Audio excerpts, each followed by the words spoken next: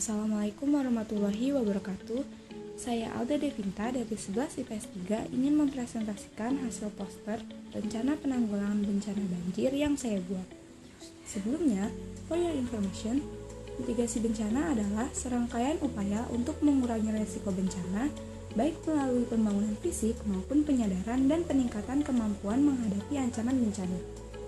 Banjir merupakan peristiwa ketika air menggenangi suatu wilayah yang biasanya tidak tergenang air dalam jangka waktu tertentu. Selain disebabkan faktor alami, yaitu curah hujan yang tinggi, banjir juga dapat terjadi karena ulah manusia.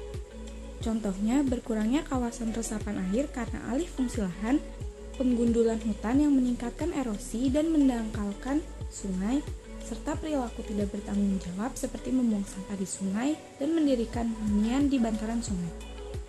Kejadian bencana banjir sangat bersifat lokal.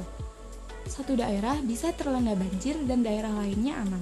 Oleh sebab itu, informasi mengenai banjir yang resmi biasanya berasal dari institusi di daerah yang bertanggung jawab seperti BPBD. Oke, lanjut ke posternya. Di sini saya hanya bisa menjelaskan beberapa yang sebenarnya masih banyak informasi tentang pra, saat, dan pasca bencana. Informasi lengkap bisa dilihat di link berikut. Oke, pertama, saat pra bencana.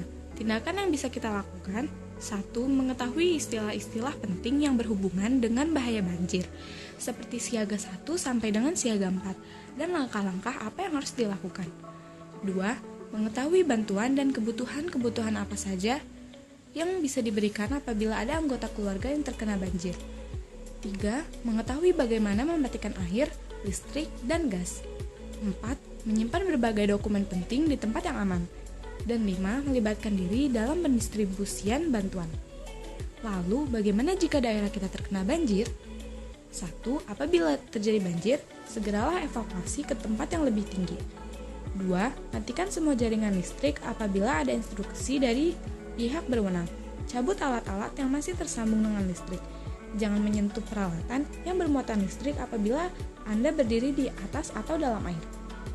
3. Apabila Anda harus berjalan di air, berjalanlah pada pijakan yang tidak bergerak. Gunakan tongkat atau sejenisnya untuk mengecek kepadatan tempat Anda berpijak. 4. Jangan mengemudikan mobil di wilayah banjir. Apabila air mulai naik, abaikan mobil dan keluarlah ke tempat yang lebih tinggi. Apabila hal ini tidak dilakukan, Anda dan mobil dapat tersapu arus banjir dengan cepat. 5. Bersihkan dan siapkan penampung air untuk berjaga-jaga seandainya kehabisan air bersih. Kemudian, apa yang harus dilakukan pada pasca bencana? Pertama, hindari air banjir karena kemungkinan kontaminasi zat-zat berbahaya dan ancaman kesetrum. 2. Buang makanan yang terkontaminasi air banjir.